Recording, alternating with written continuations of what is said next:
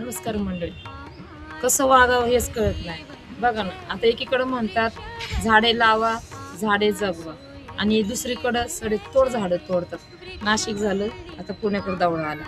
गणेश खिंडीतल्या इतके मोठे मोठे झाडं जी जुनी जुनी आहेत, 200-200, 300-300, 100-100 वर्षापूर्वीची, आज ती झाडं तोडायची म्हणतात. का? रस्ता रुंदीकरणाकडून. माझं एवढंच म्हणणं आहे की साहेब, लोक रस्त्यावर चक्कर येऊन पडले तर तो सावली बघन, गार हवा बघन का तुमचे रस्ते बघन? मला एवढंच विचारायचं तुम्हाला. अहो, रस्त्याला गार हवा पाहिजे, कुठंतरी सावली पाहिजे, माणूस ते बघतं पहिलं.